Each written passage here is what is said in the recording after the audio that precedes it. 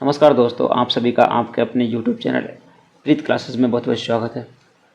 आज की इस क्लास में हम जूनियर इंजीनियर जेई ईवेक साउथ सेंट्रल रेलवे में एग्ज़ाम हुआ था, उसका पेपर देखने वाले हैं। इससे पहले हमने 24 पेपर अपलोड कर दिए हैं। अगर वो पेपर आपने नहीं देखे हैं तो अपने प्लेलिस्ट चेक करके ज़रूर देखें। ये जो आपके कहीं भी किसी भी डिवीज़न में जो LDC डिपार्टमेंटल जेई पीवी का एग्ज़ाम होता है, उसके लिए बहुत ही हेल्पफुल क्वेश्चन होने वाले हैं, क्योंकि जो प्रीवियस ईयर क्वेश्चन पेपर होते हैं उनमें से बहुत क्वेश्चन रिपीटेड होते हैं। चलिए पेपर स्टार्ट करते हैं। देखिए फर्स्ट क्वेश्चन, मध्य रेलवे का मुख्यालय स्थित है, तो इसका आंसर हो जाएगा आपके ऑप्शन नंबर बी, मुंबई। कहाँ पर है? सेंट्रल रेलवे का मुख्यालय हेडक्वार्टर मुंबई में। RYP का फुल फॉर्म क्या है? तो इसका आंसर हो जाएगा आपके ऑप्शन नंबर थर्ड, रायनापाड़ू। क्या है? रायनापाड़ू। नेक्स्ट देखिए, नेक्स्ट क्वेश्चन है, सभी ब्रिज स्टाफ के लिए तकनीकी प्रमुख है, technical head for all bridge staff. इसका आंसर हो जाएगा आपके ऑप्शन नंबर सेकंड, CBE, इनके ऐड होगा। दक्षिण मध्य रेलवे को कितने मंडलों में बांटा गया है? साउथ सेंट्रल रेलवे को कितने मंडल डिवीजन में डिवाइड किया गया है? तो इसका आंसर हो जाएगा आपके ऑप्शन नंबर सेकंड, 6 डिविजन्स में डिवाइड किया गया है। नेक्स्ट देखिए, नेक्स्ट क्वेश्चन है आपके, कंप्यूटर डेटा प्रविष्टि में Ctrl+A का प्रयोग किया जाता है। Ctrl+A का मतलब किसके लिए यूज़ किया जाता है?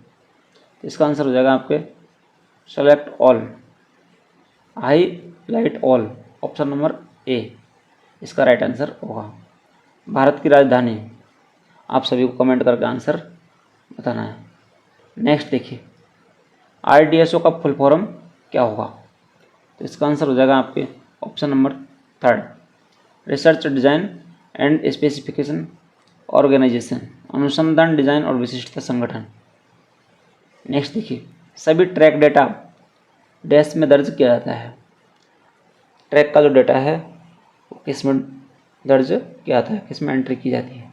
इसका आंसर होगा आपके ऑप्शन नंबर थर्ड, TMS में एंट्री की जाती है।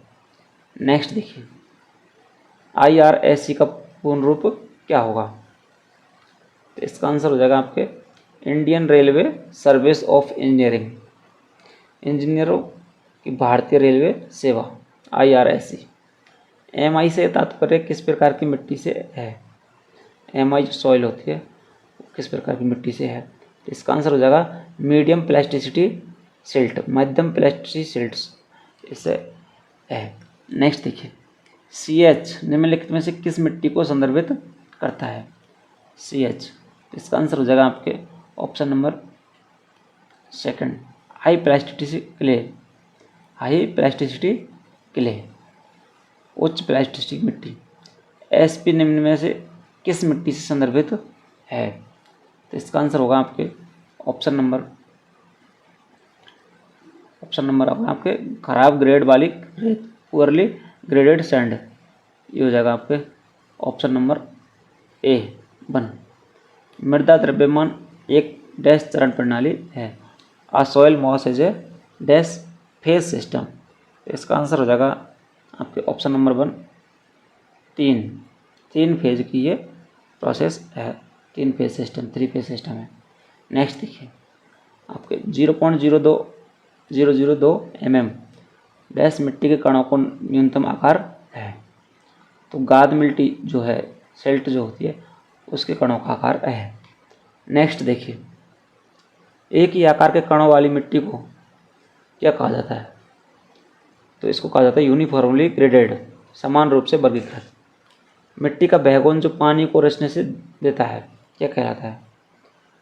परमेबिलिटी कहलाता है, भेदता। नेक्स्ट देखिए, कैच वाटर ड्रेन किसके स्थानों पर उपलब्ध कराए जाते हैं? तो कटिंग फॉर्मेशन में कौन से स्थानों पर उपलब्ध करवाए जाते हैं? कटिंग फॉर्मेशन में, कटिंग इनफॉर्मेशन। रेलवे तटबंधों में मिट्टी का काम परत में किया जाना चाहिए, डैश से अधिक नहीं होना चाहिए। तो इसका आंसर हो जाएगा आपके ऑप्शन नंबर सेकंड, 12 इंच से अधिक नहीं होना चाहिए परत। नेक्स्ट देखिए, नेक्स्ट क्वेश्चन है, वाइब्रेटरी रोलर्स का उपयोग डैश मिट्टी को संकुचित करने के लिए किया जाता है।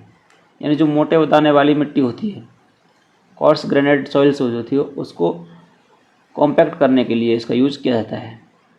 मिट्टी की जांच के लिए मिट्टी के नमूने डैश के अंतराल पर एकत्र किए जाते हैं, यानी कि 1.5 से 3 मीटर के अंतराल पर इनको कलेक्ट किया जाता है। ऑप्शन नंबर थर्ड इसका राइट आंसर हो जाएगा। नेक्स्ट देखिए, नेक्स्ट क्वेश्चन है, टर्मिनलों के बीच मध्यवर्ती बिंदुओं को स्थापित करना क्या कहलाता है। तो इसका आंसर हो जाएगा आपके रैंगिंग, भूमि की नाप कहलाता है। किसी दिए गए याम उत्तर के सापेक्ष एक रेखा की दिशा क्या कहलाती है। तो बेयरिंग कहलाती है। क्या कहलाती है? बेयरिंग। ऑप्शन थर्ड इसका राइट आंसर होगा। नेक्स्ट देखिए, 2 थियोडोलाइट मेथड द्वारा एक कर्व निर्धारित करने में शामिल है। Setting out a curve y 2 theodolites method involves. इसका आंसर हो जाएगा आपके option number second, angular measurement only. कौन सा? कोणीय माप। 875 मीटर की त्रिज्या कितने डिग्री कर्व से मेल खाती है। यहाँ देखिए, आपको जब भी डिग्री और त्रिज्या में रिलेशन निकालना हो तो ये होता है आपको रेडियस बराबर 1750/d। देखिए यहाँ पर रेडियस निकालना है, रेडियस दिया हुआ है तो रेडियस यहाँ पर हम रख देंगे 875 बराबर 1750/d। डी निकालेंगे तो इससे ये कटेगा कितनी बार? 2 बार। 2 डिग्री इसका आंसर आ जाएगा ऑप्शन नंबर फर्स्ट से, यानी कि 2। नेक्स्ट देखिए, जीटीएस में भारत का सर्वेक्षण कितने किलोमीटर के अंतराल के साथ बेंचमार्क स्थापित करता है, यानी कि 100 किलोमीटर के अंतराल के बाद में। ऑप्शन नंबर थर्ड इसका राइट आंसर होगा। नेक्स्ट देखिए, समतल करने में जिस बिंदु की ऊंचाई निर्धारित की जानी है उसे क्या कहते हैं। तो इसका आंसर होगा आपके option number fourth, station. Next देखिए, वह कोण जिस पर किसी रेखा का क्षैतिज संरेखण अपनी ओरिजिनल दिशा में अपनी दिशा बदलता है क्या कहलाता है। इसका आंसर होगा एंगल ऑफ डिफ्लेक्शन, विक्षेपण कोण कहलाता है। नेक्स्ट देखिए, नेक्स्ट है आपके लेवलिंग। गणना की वृद्धि और पतन विधि निम्नलिखित में से किस प्रकार को संदर्भित करती है, यानी कि लेवलिंग को संदर्भित करती है। ऑप्शन नंबर थर्ड इसका राइट आंसर होगा। नेक्स्ट देखिए, समतलन, levelling deals with measurements is in a plane. समतलन जो है एक डैश समतल में माप से संबंधित है। वर्टिकल प्लेन, ऊर्ध्वातल जो है उसमें संबंधित माप है। नेक्स्ट, डीजीपीएस की सटीकता बीजीपीएस की तुलना में कितनी एमए होती है। तो इसका आंसर हो जाएगा आपके 1 से 3 सेंटीमीटर होती है। नेक्स्ट देखिए, डेटम के ऊपर या नीचे खड़ी दूरी को क्या कहा जाता है, एलिवेशन कहा जाता है। ऑप्शन नंबर बी इसका राइट आंसर होगा। नेक्स्ट क्वेश्चन होगा आपके, सर्वे की दिशा में किस बेरिंग को मापा जाता है। Which bearing is measured in the direction of survey. इसका आंसर हो जाएगा आपके ऑप्शन नंबर 1, 4, यानी आगे का जो बेरिंग होगा उसको मापा जाता है। डेटम के ऊपर ज्ञात ऊंचाई की अपेक्षाकृत निश्चित बिंदु को क्या कहा जाता है, बेंचमार्क कहा जाता है, तलचिन्ह। नेक्स्ट देखिए, संतुलन बनाए रखने के लिए आंतरिक किनारे की तुलना में कर्व के बाहरी किनारे पर क्या प्रदान किया जाता है। तो इसका आंसर होगा आपके ऑप्शन नंबर जो होगा आपके कैम्बर जो है वक्रता प्रदान किया था। ऑप्शन नंबर फर्स्ट इसका राइट आंसर हो जाएगा। नेक्स्ट देखिए, निम्नलिखित में से कौन सा डंपी लेवल का अस्थायी समायोजन है।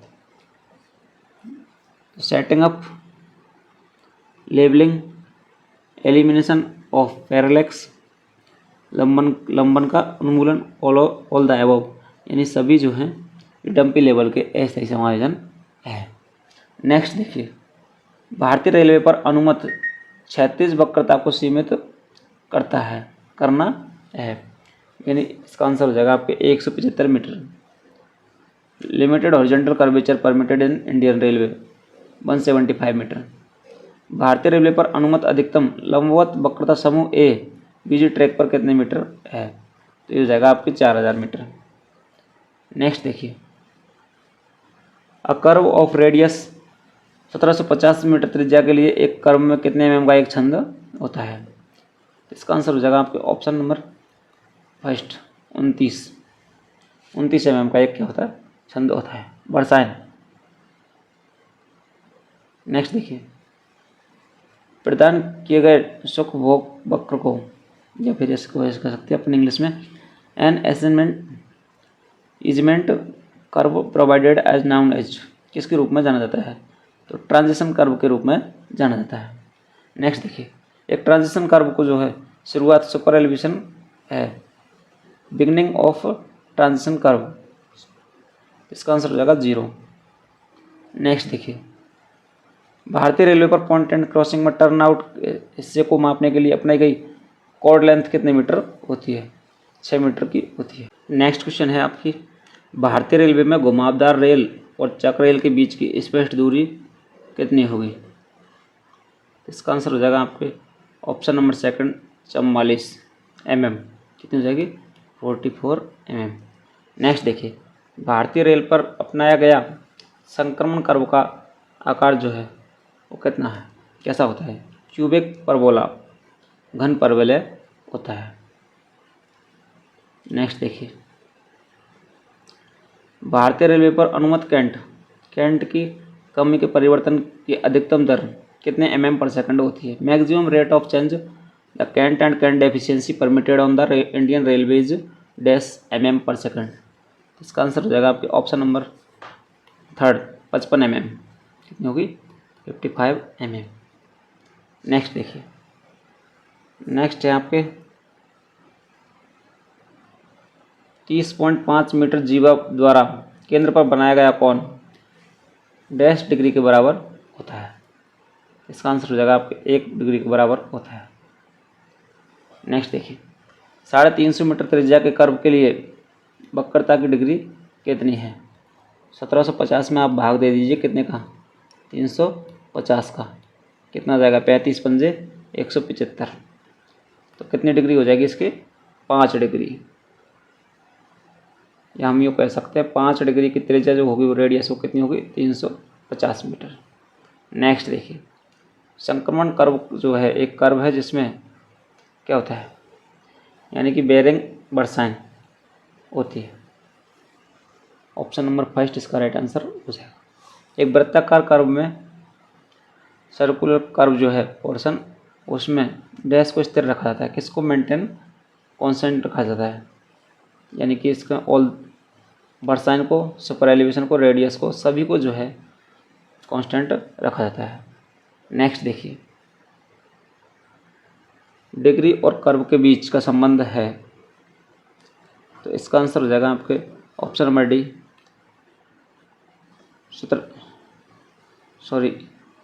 इसका आंसर हो जाएगा आपके जो संबंध है डिग्री और कर्व के बीच में, तो डिग्री बराबर होता है 1750 अपॉन रेडियस, पहले भी आपको बता दिया, कितना हो जाएगा 1750 upon r, option number third इसका राइट आंसर हो जाएगा, D4 यहाँ पर डिग्री है। नेक्स्ट देखिए, डैश से अधिक स्टेशनों को जोड़ने के लिए कर्व्स की आवश्यकता होती है, 2, 3, 4, यानी सभी को जोड़ने के लिए क्या होगा, आपके कर्व की आवश्यकता होगी।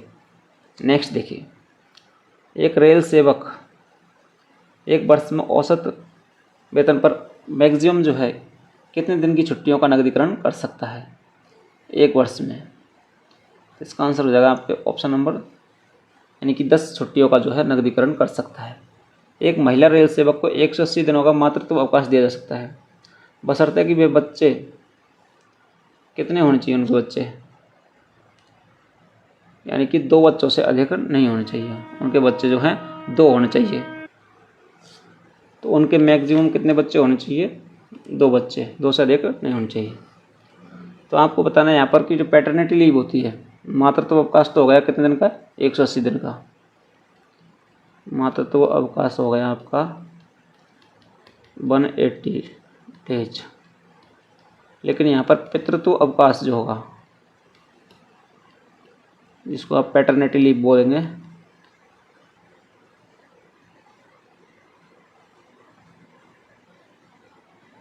ये कितने दिन की होती है, ये आपको कमेंट करना है। नेक्स्ट देखिए, नेक्स्ट क्वेश्चन है आपका, एक बार में अनुमेय अधिकतम पितृत्व अवकाश कितने दिन का है? तो आंसर कमेंट कीजिएगा। औसत वेतन पर छुट्टी के संचयन की अनुमति कितने दिनों तक की है? इसका आंसर हो जाएगा आपके 300 + 15, यानी कि accumulation of leave on average pay is permitted up to 300 + 15 days. Next देखिए, रेल सेवक के लिए अधिकतम अनुमत अध्ययन अवकाश कितने वर्ष का है? तो 2 वर्ष का। नेक्स्ट देखिए, डीम्ड निलंबन को नियमित किया जाता है। डीम्ड सस्पेंशन जो है इसको रेगुलराइज्ड किया जाता है SF2 मानक प्रपत्र 2 के द्वारा किया जाता है। नेक्स्ट देखिए, जांच अधिकारी का नामांकन प्राप्त मानक प्रपत्र के माध्यम से किया जाता है। Nomination of inquiry officer is done through standard form. Standard form 7, standard form 8 का यूज जो है किसको नॉमिनेट करने के लिए किया जाता है? तो इसका आंसर हो जाएगा आपके प्रेजेंटिंग ऑफिसर जो है उनके नॉमिनेशन के लिए आपके SF8 का यूज किया जाता है। नेक्स्ट देखिए, रेल सेवक को अंतिम मूल वेतन के %% पर समग्र स्थानांतरण अनुदान किया जाता है। Composite transfer grant 8% of the last basic pay is granted are railway servant. इसका आंसर हो जाएगा आपके 80%। नेक्स्ट देखिए, रक्तदान में भाग लेने के लिए एक कर्मचारी मांग सकता है, क्या मांग सकता है? Special casual leave, extraordinary leave, leave not due, on duty. इसका आंसर हो जाएगा आपके option number first, special casual leave मांग सकता है। नेक्स्ट देखिए, ब्लड डोनेट पर जो है आपको स्पेशल कैजुअल लीव मिलती है। अगर आप ब्लड डोनेट करके आते हैं और आपके पास में ब्लड डोनेशन का सर्टिफिकेट है, जिस डेट का सर्टिफिकेट है उस दिन के लिए आपके एक special casual leave, special CL लगेगी। तो ये आपको ध्यान रखना है, ब्लड डोनेशन पे स्पेशल CL लेनी है। नेक्स्ट देखिए, नेक्स्ट क्वेश्चन है, कर्मचारी लाभ कोष का उपयोग देश के कल्याण के लिए किया जाना है। इसका आंसर हो जाएगा नॉन ग्रेजुएटेड स्टाफ के लिए। होली लैंड में कर्मचारियों को मिलने वाले आकस्मिक अवकाश की संख्या, कैजुअल लीव CL की जो है संख्या कितनी होती है? तो आपको 10 CL दिए जाते हैं, जो कि अगर आप साल भर में यूज नहीं करते हो तो लैप्स हो जाते हैं। नेक्स्ट देखिए, कार्य विश्लेषण मूल्यांकन डैश घंटों में किया जाता है। इसका आंसर हो जाएगा आपके ऑप्शन नंबर 2, 24 आवर्स में किया जाता है। नेक्स्ट देखिए, घंटे का कर्मचारी विनिमय ने रेलवे बोर्ड कर्मचारियों को कितने श्रेणी में वर्गीकृत किया है? 4 श्रेणी में वर्गीकृत किया है। ऑप्शन सेकंड इसका राइट आंसर होगा। नेक्स्ट देखिए, ट्रैक मेंटेनर फर्स्ट का ग्रेड पे कितना होता है? आप लोग आंसर कमेंट कीजिएगा, ट्रैक मेंटेनर फर्स्ट का जो है ग्रेड पे कितना होगा?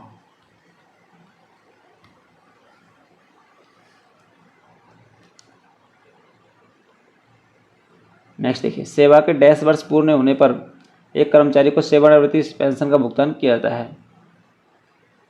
10 वर्ष पूरे होने पर। नेक्स्ट देखिए,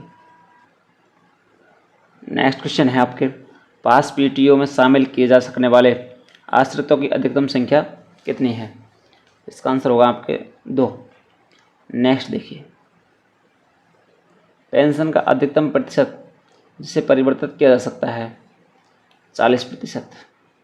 ग्रेच्युटी की अधिकतम राशि सेवानिवृत्ति के समय कितने लाख से अधिक नहीं होगी?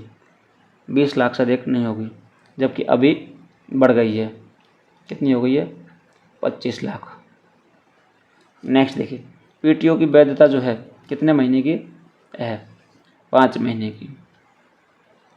नेक्स्ट देखिए, जो क्वेश्चन है आपके पुराने बेसिस पर हैं, तो अभी आपको बताना है कि पीटीओ की वैधता कितनी है। पेंशन लाभ में कटौती करने के लिए अथॉरिटी जो है कौन सक्षम है? इसका आंसर होगा प्रेसिडेंट ऑफ इंडिया। नेक्स्ट देखिए, डीएआर नियमों के तहत सेवा से अनिवार्य सेवानिवृत्ति एक प्राधिकारी द्वारा की जा सकती है, किससे कम नहीं हो, तो इसका हो जाएगा अपॉइंटिंग अथॉरिटी जो है उनके द्वारा की जा सकती है। एक कर्मचारी की मृत्यु पर अनुशासनात्मक कार्रवाई होनी चाहिए। The disciplinary proceedings should be dash on the death of an employee, तो क्लोज्ड किया जाए, बंद। नेक्स्ट देखिए, डैश के माध्यम से मामूली जुर्माना लगाया जाता है। SF11 माइनर पेनल्टी जो है SF11 के द्वारा दी जाती है। मेजर पेनल्टी जो है आपको बताना है कि मेजर पेनल्टी कौन से स्टैंडर्ड फॉर्म द्वारा दी जाती है। रेलवे कर्मचारी अनुशासन और अपील नियम डैश से लागू हुए 1968 से।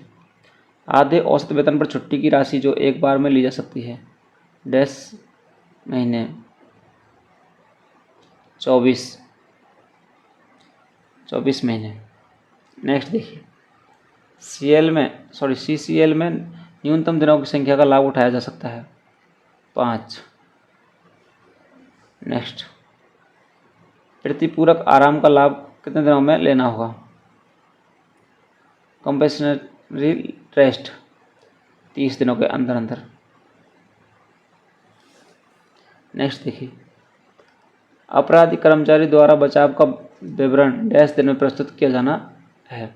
Statement of defence is to be submitted within dash days by the delinquent employment, इसका आंसर हो जाएगा आपके 10 दिन।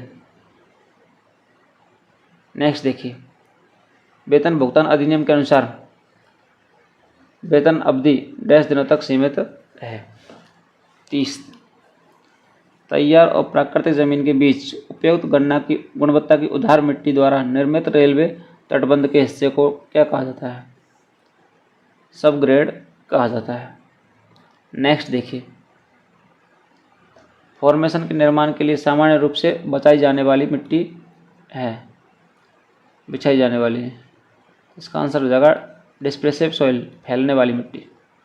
चिकनी मिट्टी के कण किस आकार के होते हैं? 2 माइक्रोन के होते हैं।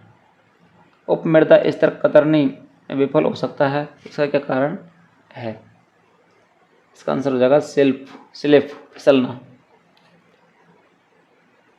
Leave shall be recorded at the dash length after complain of chest repair, उपकर की मरम्मत के पूरा होने के बाद स्तरों को डैश लंबाई में दर्ज किया जाएगा 30 मीटर। फॉर्मेशन क्रॉस स्लोप जो है कितना होता है? 1:28 टू 1:30, 1:20 से लेकर के 1:30। यदि एक बर्म प्रदान करने की आवश्यकता होती है तो बर्म की न्यूनतम चौड़ाई डैश के रूप में रखी जाएगी। In case of berm is required to be provided that minimum width of the berm में बी केप्ट एज 2 मीटर, कितना हो जाएगा? 2 मीटर रखने की आवश्यकता होगी।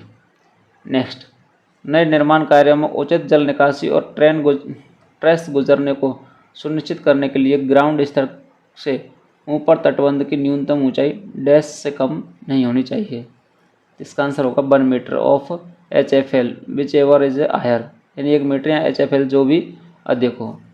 मिट्टी में 75 माइक्रोन से अधिक महीन कण 12% से अधिक डैश व्यवहार प्रदर्शित करते हैं, यानी जोड़ने वाला कोहेसिव फोर्स, कोहेसिव बिहेव जो है बिहेवियर प्रदर्शित करते हैं। नेक्स्ट देखिए,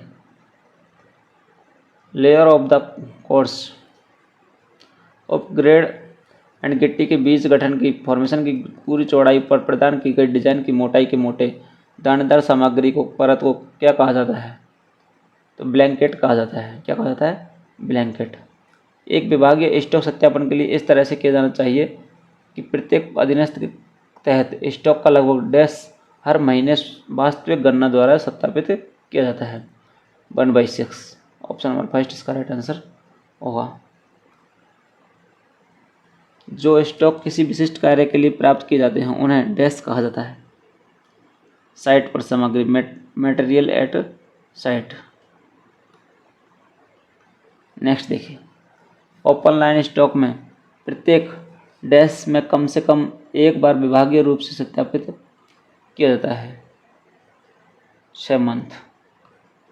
नेक्स्ट देखिए, एक विभाग के साथ औजारों और पौधों के स्टोर की डैश में हर बार स्टॉक सत्यापनकर्ता द्वारा जांच की जानी चाहिए 36 महीने में।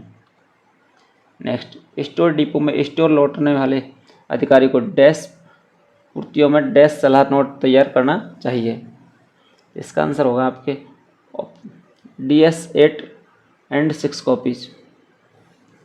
स्टॉक सत्यापन पत्रक डैश प्रतियों में तैयार किया जाना चाहिए, 3 प्रतियों में तैयार किया जाना चाहिए। राजस्व भंडार के मामले में स्टॉक सत्यापन के दौरान पिछले स्टॉक सत्यापन की तारीख से किसी भी डैश के लिए वाउचर की नमूना जांच स्टॉक सत्यापनकर्ता द्वारा जांच की जानी चाहिए 25% and 3 month. Buffer stock dash को प्रदान किया जाता है अप्रत्याशित आवश्यकताओं को पूरा कर मीट अनफोर्सिन रिक्वायरमेंट्स। उप समूह को PL नंबर के डैश द्वारा दर्शाया जाता है 3 और 4 के द्वारा दर्शाया जाता है। SSC PB मुख्यालय से दूर JEE PB के सेक्शनल में एक बार फील्ड बुक जमा करेंगे। इसका आंसर हो जाएगा आपके 7 दिन। नेक्स्ट देखिए, उसके बाद में है आपके राजभाषा क्वेश्चन, जो कि आपके हर LDC एग्जाम में 10 क्वेश्चन पूछे जाते हैं। संविधान के अनुच्छेद डैश में संसद में प्रयोग की जाने वाली भाषा का उल्लेख है। अनुच्छेद 120। संविधान के अनुच्छेद डैश में विधानमंडल में प्रयोग की जाने वाली भाषा का उल्लेख है। यह बात की गई है संसद में 120 की 120 आर्टिकल 120 में संसद में प्रयोग की जाने वाली भाषा का। अगर विधानमंडल की बात की जाए तो 210 में, इसमें है 210। नेक्स्ट देखिए, राजभाषा की लिपि कौन सी होगी? देवनागरी, आप सभी जानते होंगे। संविधान के कौन से भाग में राजभाषा संबंधित लेख शामिल है? तो इसका आंसर आपको बताना, भाग 17 में राजभाषा संबंधित लेख शामिल है। 11। नेक्स्ट देखिए, राजभाषा प्रस्ताव में डैश में पारित किया गया था। राजभाषा प्रस्ताव 1968 में पारित किया गया था। Official language was passed in. राजभाषा नियम रूल जो है ये आपके कब हुआ था? 1976 में पारित हुआ था। राजभाषा नियम सबसे पहले कब संशोधित किए गए थे? 1987 में। सितंबर के किस दिन केंद्र सरकार के कार्यालय में हिंदी दिवस मनाया जाता है? 14 सितंबर। नेक्स्ट देखिए, नेक्स्ट क्वेश्चन है आपके, संविधान के 8वें अनुसूची में कितनी भाषाओं को मान्यता दी गई है? 22 भाषाओं को मान्यता दी गई है। ऑप्शन नंबर 4 इसका राइट आंसर होगा। नेक्स्ट देखिए, निम्नलिखित में से कौन सी भाषा भारतीय संविधान के 8वें अनुसूची में शामिल नहीं है? इसका आंसर होगा इंग्लिश नहीं है। कौन सी नहीं है? इंग्लिश नहीं है। तो ये था इस पेपर का लास्ट क्वेश्चन। उम्मीद है आपको क्लास पसंद आई होगी। क्लास अच्छी लगी हो तो क्लास को लाइक कीजिएगा, अपने दोस्तों के साथ ही शेयर कीजिएगा। चैनल पर नए हो चैनल को सब्सक्राइब करके बेल आइकन को प्रेस करके ऑल पर क्लिक कर लीजिए, जिससे आपको हमारे हर वीडियो का नोटिफिकेशन प्राप्त हो सके। और साथ ही आप कमेंट ज़रूर किया करें कि आपको जो वीडियो बना रहे हैं क्या आपको उनसे हेल्प मिल रही है। आप भी जेईई पीवी के जो प्रीवियस ईयर पेपर सेट प्राप्त करना चाहते हैं तो आप नीचे दिए गए लिंक पर क्लिक करके प्राप्त कर सकते हैं। साथ ही TMC JE and TMC technician third इनके भी नोट्स प्राप्त कर सकते हैं।